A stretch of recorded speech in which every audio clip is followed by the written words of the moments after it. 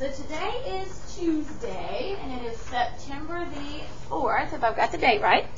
And we are starting with decimals. I've had quite a few kids today have to come in and out due to some testing we're doing, and so I figured it wouldn't be bad to kind of put these notes back up here and kind of have them available in case anyone does get called out for testing. We're starting with decimals and place value. That is kind of the beginning to this. We're going to put this behind the notes section. I gave them this sheet. Okay, so we're going to start out. I'm going to read the first one to you. If you would, kind of fill it in. We've got the word decimal. Now, I think of decimal as a dot, but if you think about it, without the dot, it's got to have some numbers. So that's why the definition says a number that is written with a point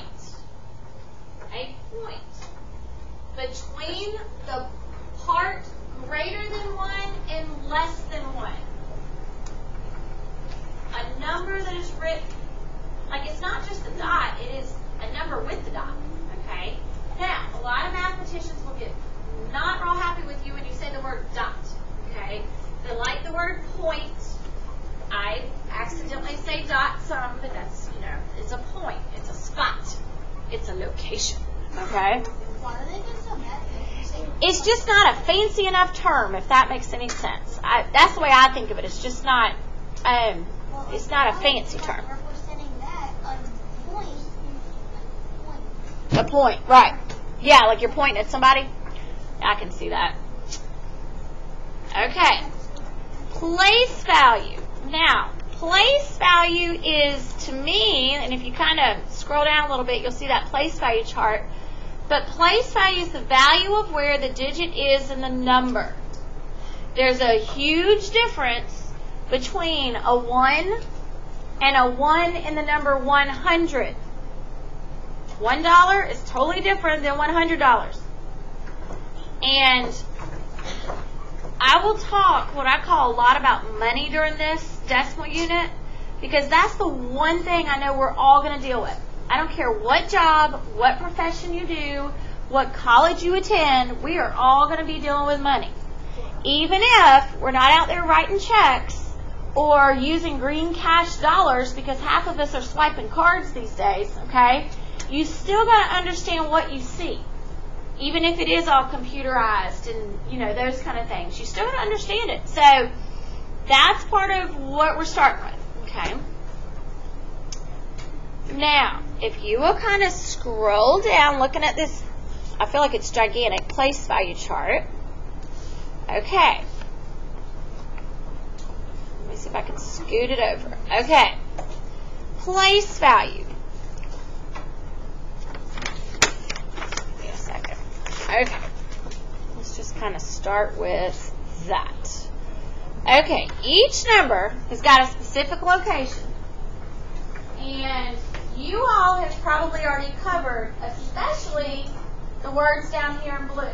The ones, the tens, the hundreds, and the thousands, and the 10,000s. Especially ones and tens, probably been doing that since about first grade. Okay.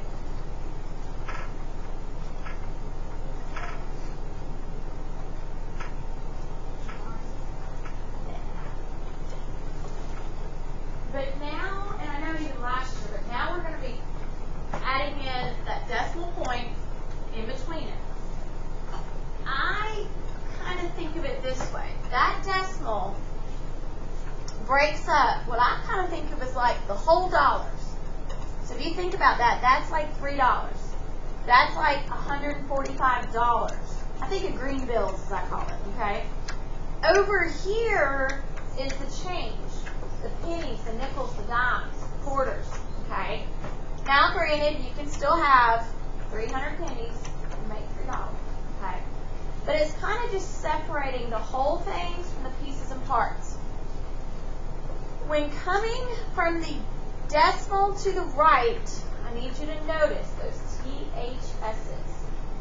The first column is the tenths column, THS. Then it goes hundredths, thousandths and 10,000ths? Is there a once? No. Okay, listen, there is not a once. Because you're making things smaller than one whole. Okay? Like 25 cents or 0.25. I think of that as 2 dimes and either 1 nickel or 5 500 pennies. Now think about it. 25 cents. Would that be 500 pennies? 25 quarter. Okay, 25 is a quarter. The 2 stands for what? How many tens? 20. 20 cents. It's 2 tens, right? The 5 could stand for 1 nickel or how many pennies? 5 pennies, just 5 cents, right? Now, a lot of kids will say, but Ms. Donahue, if we're just doing money, we don't need the rest of these spots. We don't need thousands and 10,000. Here's my philosophy on that. We need to keep going and know a couple digits past it, a couple different reasons. Okay. Of course, what I'm going to call higher math. But anything science related, I don't care if it's chemistry or biology, if you want to do anything doctor related or even pharmaceutical, like working at CVS and mixing medicines and things, all that. I want you to think about it. The side of the bottles say stuff like milliliters or 0.5 milliliters. Guys, if they mix it wrong, we're going to have problems. Okay? They get that small. This is like down here to me, this is like where you would drop a drop of something in something. You know, it's not like a big gallon jug, it's like a drop. I think of computers and a lot of technology. I want you to think about how much information a cell phone can store. And how it runs and all that. And think about all the little bitty pieces and parts that half of us we don't have a clue what they all are. But we're talking, they've got to be little numbers in there because that's what they're talking about. They're trying to fit little bitty things inside a cell phone that's little bitty as it is. So with it, I kind of want you to realize that I will talk a lot about money because I think it helps a little bit. But, like, look at this big number down here. Once you think about it, I can say the number 145 and 10 cents. But do we have anything down here in American money? No. This would be like taking a penny and cutting it up. And then this would be like taking the cut up pieces and cutting them up again. It's almost like dust, okay? So down here is like taking pennies and making dust. That's the best way I can explain it, to kind of imagine it in your head. My teacher last year, she had like a board that said, she had a penny or that one. Hundreds. The penny cut up. Yeah. And then 10,000 penny dust. Oh, interesting. I like it. I like it. That's what I always think of. Is like most of us can imagine a penny, but we know money just stops after that. So if you can imagine taking the penny and like making dust out of it or sand. I think about a pile of sand. I don't know. It's like taking a penny through a paper shredder. Yeah, like a paper shredder. Yeah, yeah. Most of us already know, because I've heard it today, that the dot or the point means and when we're saying it. So, like, most of us will just say 3.25. The official way we should be saying this is 3 and 25 hundredths, whatever column that last number's in, okay? Now, the stuff for today, other than the place value chart, okay? And I need to kind of just tell you while I'm thinking about it. Friday, on the quiz, what we will do is give you a number. There will be something underlined. So I want you to think about this. Let's say I highlight this number. That's 7 right there. And I ask you, what column is that 7 in? You have to write hundredths, okay? I might ask you, what column is this 5 in? And you have to write ones. Be very careful that those THS's, okay? So that's going to be the place value questions. Spelling won't count, but I definitely have to know the difference between what I always say, hundreds and hundredths. Make sure that THS is on that one. Yes? How do you say the second big number? That one? No, That one? yes. So I would say 145 and 1,068 10,000ths. What word you use at the end of the decimal is whatever column the last number's in. It's kind of weird. So like this one, I would say 24 and 79 thousandths. So it takes a little work. Most teachers will just shorten it and say 24.079. But some teachers will say every single number the right way. It's just, blah, blah, blah. I get a little tongue-tied. So. Okay, so let's look at 1, 2, and 3 down here. Most of us have jumped in here today and been dying to work the add and subtract because most of you are remembering it from last year. Okay? I want you to think about this. Most of you already know it. What do we have to line up in the add and subtract of decimals? Don't say it. The decimal, right. Now, with add, it doesn't matter which one you place on top, okay? I just usually keep them in the same order that they're on the paper. So, like this one, I would write 9.55, because that's that first one. Now, I would line up my 18.9. Listen, put that point below that point. Be very careful that they stay lined up. That means that 9 can only go below that 5. And then 18, bless you, would be right there. Checking my sign, it is addition. If you stack it the opposite of me, guys, on addition, we should still get the same answer. Okay? Now, a lot of kids flipped out earlier in my earlier classes. Listen, you can put zeros there. That is fine. If you want to put a 0 in those empty holes, I don't blame you. It's fine. So 5 plus nothing is 5. 5 plus 9?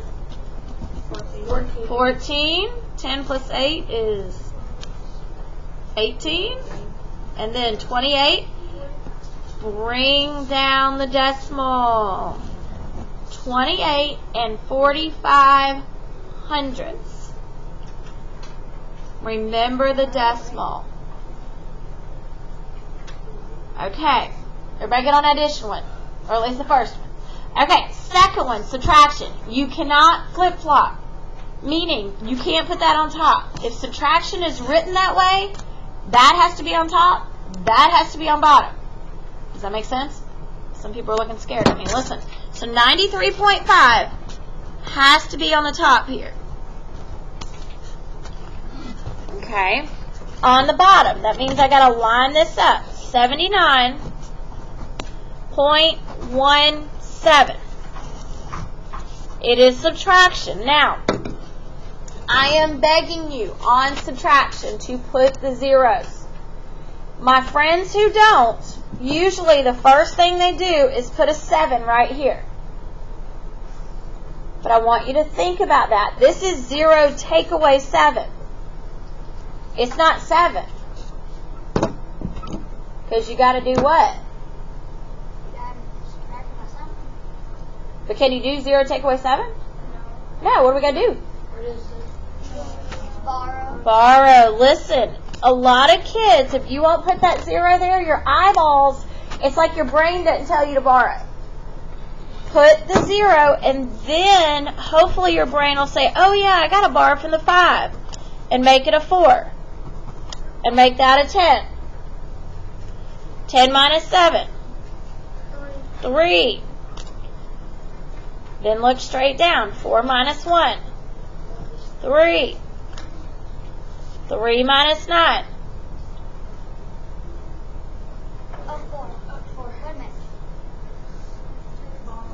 Thank you. We got to borrow. We got to turn it into a 13. That is right. 4. Now it's 4. 4 and 1. Yes. Gotta take it just kind of take it slow with the borrowing and things. Okay. Ridiculous. Come on. Number 3, the biggie of 6th grade. Listen. Whole numbers. They have decimals. If I have to write a check, which I know you guys aren't used to, but when we type it in a calculator or the grocery store or whatever, it pops up not 29, it pops up what? Yes, 0.00. So even though this worksheet, the textbook, whatever we're using, doesn't have it, it's because we need you to know that means 29.0 or 0.00. Okay? Once you've written the whole number right, then write the second one, or whatever's on the bottom, I guess. Remembering, I lined up my decimals. What's 0 take away 2? Nothing. We gotta borrow. Listen, we gotta do some massive borrowing on this thing. So 10 minus 2? 8. 9 minus 4? 5. 8 minus 5? 3. And 2 minus 1? 13.58. How can we check subtraction? Adding. Adding. Yes. Add 15.42 plus 13.58. It better add up to 29 or 29.00. Okay? Listen, add and subtract is not that bad. It just takes time to do it, I guess. Okay? Now, what we're going to do, you've got kind of 2 choices on how you want to do this. We're going to have, most classes have had about 5 or 10 minutes to get started on this. And y'all got a bunch, I know. But I want you to do the first 5, and then we're going to compare it. Okay? You might want to do it on notebook paper. I know I did. It just turned out better that way. Okay. Number your paper going down. Help me out. Go ahead and number it because otherwise our answer keys are going to be really mixed up tomorrow. That's fine. If you've already got one, just get it out. Okay.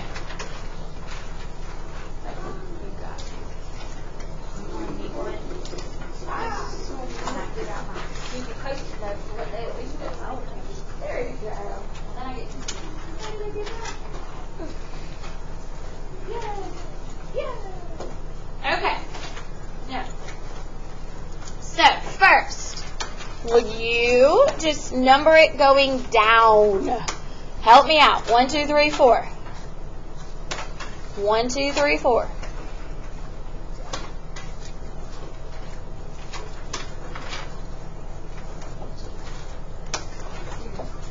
Number it going down. 1, 2, 3, 4. Okay. I'm gonna do mine on notebook paper, but it's up to you. It's up to you. However you want to do it. Okay.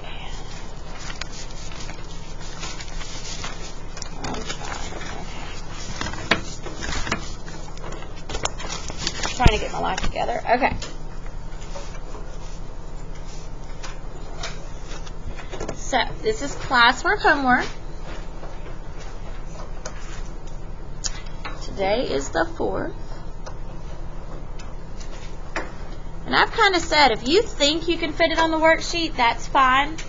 I personally I love notebook paper. I can't help it, especially with decimals. So,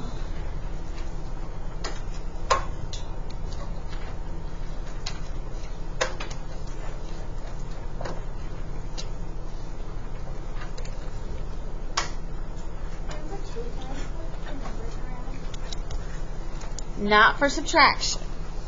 So, for number 2, you don't want to swap them. You want to keep 94.9 on top it's going to look weird because 94 is bigger than 41.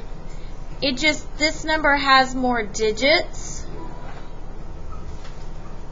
So in the end, we just know that we got to put some zeros up there. It's okay. And I would definitely put zeros on the subtraction especially. You don't always need it on the addition, but okay. Let's see. There's 1 and okay. There's 1 and 2. I'm trying to do 3. You need one? Oh, you can sharpen, yeah. 803.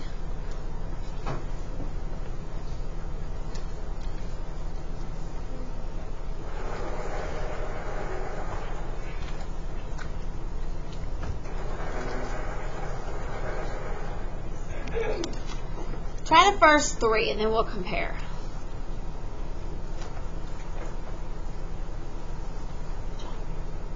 Did you do this at the last school? Okay, good. I'm just kind of peeking.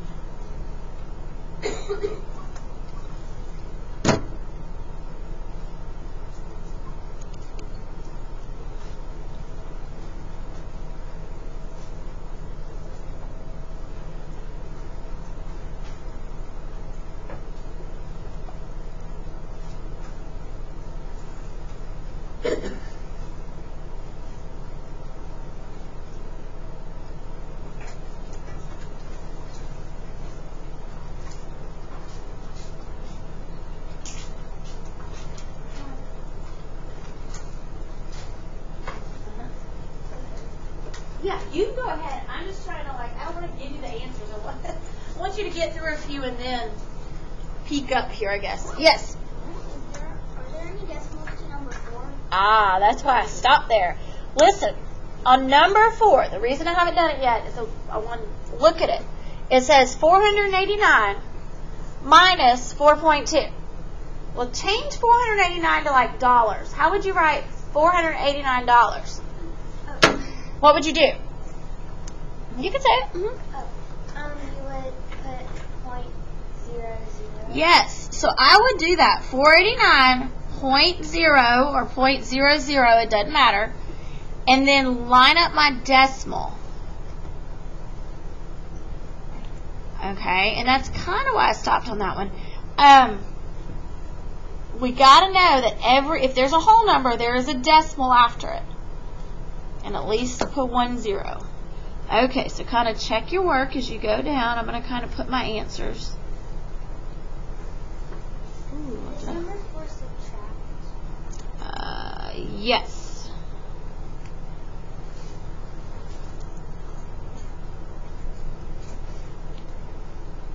Okay, so there's the first one.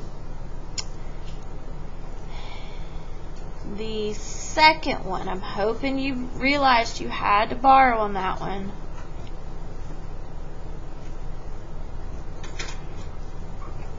Most of y'all walked around and you were already done with these two, so that's why I'm kind of putting them up here. Whoops.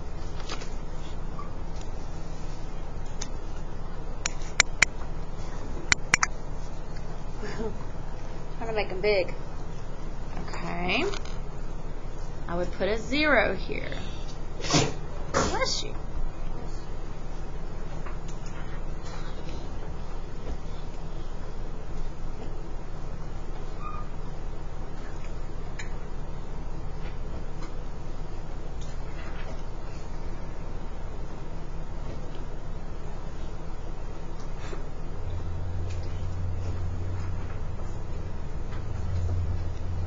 Ooh, that one's got some borrowing in it.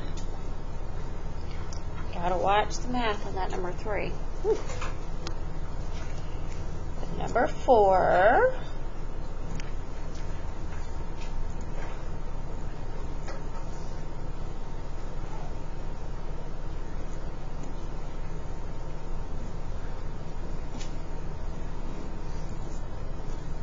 Okay. I'm going to freeze it right there, and I'm going to keep going and try to do 4 more so I can show you. Just the more you get done in class, the less homework you have. hoping you're getting done with a good bit. It should be, like, it really should be easy. Oh, let's see if I can pause it now. It may or may not come back up. Who knows? Okay, so I just went, and they've kind of had a few minutes. They were trying to work 5 through 8. But I am going to try to show them. We'll see if this works. Okay. So, for my friends who've made it to like 5 through 8, on these you're really going to have to watch borrowing. One neighbor at a time. I don't know how else to say it. But don't just start slinging 9s and things like that, because it will kind of mess up your answers. Anybody kind of wondering how or why I got it? That leaves you with, I mean, you still got a few minutes, but that would leave you with about 12 problems for homework. Bless you. Most of my morning classes had about 15, but they should have had lunchtime to get some of it done. So, yes, Mom. On number 8, when you do 75.00, is it okay to take off a 10? Yes, listen, if you have a 0 right here, that is fine. That is the same as the 0.5. So if you've got spare zeros on the end, it's fine as long as they're on the outsides. They just can't be in the middle. I promise. I wish somebody would add zeros to my paycheck right in the middle of it. It would be nice. Make it a little bit bigger. But on the ends are okay. Okay. Are we good with that? Listen, make sure you are also studying, and I'm just kind of throwing this up there so parents know. Make sure that you're also studying for Friday the perfect squares. It'll be 1 minute. They kind of took a practice test today, and it looked like this. And 1 minute of being able to just fill in all the blanks. Okay. That was the answer key. And then tonight's homework is finish 9 and 10 for this class. Some of them had a few more. And then going on down, 11, 12, and so on. And then tomorrow we'll check it. So we're doing the rest of this page? Yes. But listen, that's a good bit of addition, guys. The addition shouldn't be that bad. Okay, keep going. Keep going. I'm going to stop the video now.